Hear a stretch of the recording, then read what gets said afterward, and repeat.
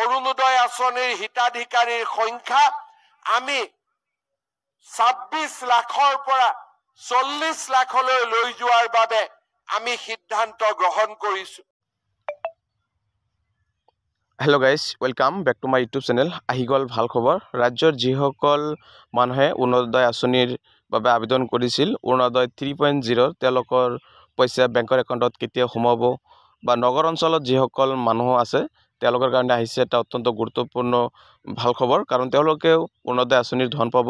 আৰু ফেব্ৰুৱাৰী মাহত মহিলাৰ একাউণ্টত সোমাব ধন, যিখন বাতৰি অলৰেডি প্ৰকাশ পাইছে। মুখ্যমন্ত্ৰী ডাঙৰীয়াই যিখন ঘোষণা কৰিছে, অৰুণোদয় আঁচনিৰ পইচা 1250 টকা কোনে কোনে পাব, আৰু সেইখন লিষ্ট অলৰেডি প্ৰকাশ পাইছে। আৰু অৰুণোদয় 3.0 বাবে আপুনি যদি আবেদন কৰিছিল, তেনেহ'লে আজিৰ এখন ভিডিঅ' আপোনাৰ কাৰণে অত্যন্ত গুৰুত্বপূৰ্ণ। বা নগৰ অঞ্চলৰ মানুহে কেতিয়া অৰুণোদয় আঁচনিৰ ধন পাব, বা যিসকলে আগতে অৰুণোদয় আঁচনিৰ ধন পাইছে তেওঁলোকে এতিয়া কিমান দিন আৰু ধন পাব, সম্পূৰ্ণ আজিৰ এখন ভিডিঅ'ত জানিব পাৰিব।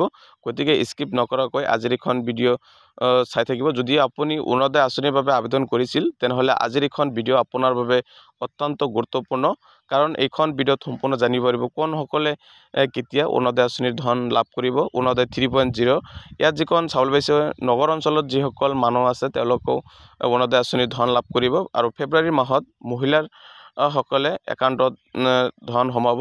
আৰু মুখ্যমন্ত্ৰী যিখন গণতন্ত্ৰ ৰাজ্য দিৱসৰ যিখন ঘোষণা কৰিছে, বা আপুনি এইখন আঁচনিৰ বাবে যদি আবেদন কৰিছিল, তেনেহ'লে আপুনিও ধন লাভ কৰিব নে নাই, সম্পূৰ্ণ আজিৰ এইখন ভিডিঅ'ত জানিব পাৰিব। গতিকে স্কিপ নকৰাকৈ চাই থাকিব।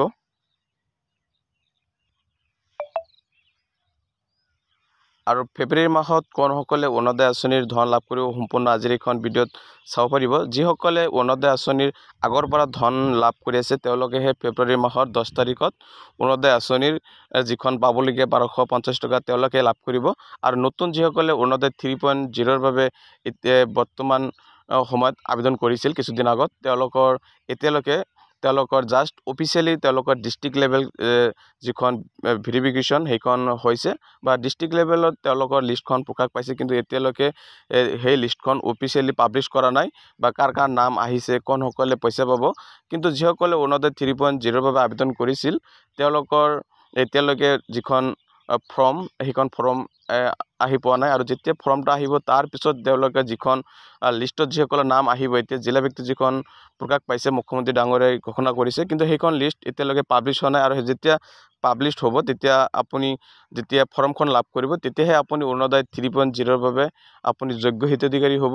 আৰু যিখন গাঁও সভাবিলাকত যিসকল মানুহৰ নাম উত্থাপন লিষ্টত নামবিলাক এক্টিভ হৈ আছে, তেওঁলোকেহে অৰুণোদয় আঁচনি 3.0 বাবে যোগ্য হিতাধিকাৰী।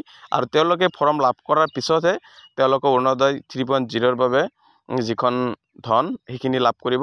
কিন্তু আগৰ পৰা যিসকল মানুহৰ সকলোবিলাক ঠিক হৈ আছে, তেওঁলোকেহে ফেব্ৰুৱাৰী মাহৰ 10 তাৰিখত তেওঁলোকেহে অৰুণোদয় আঁচনিৰ 1250 টকা লাভ কৰিব।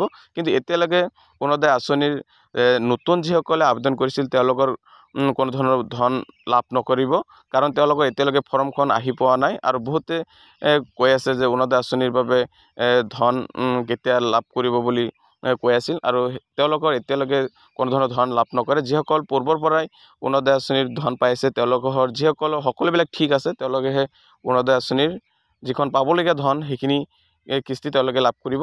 আৰু যিসকল নতুন আবেদন কৰিছে, তেওঁলোকৰ কাৰণে এতিয়ালৈকে কোনো ধৰণৰ লিষ্ট অহা নাই, আৰু তেওঁলোকে কোনো ধৰণৰ পইচা বৰ্তমান সময়ত নাপাব। আৰু এইখিনি আছিল অৰুণোদয় আঁচনিৰ কাৰণে যিসকলে আবেদন কৰিছিল নতুনকৈ, তেওঁলোকৰ বাবে এটা অত্যন্ত ভাল খবৰ।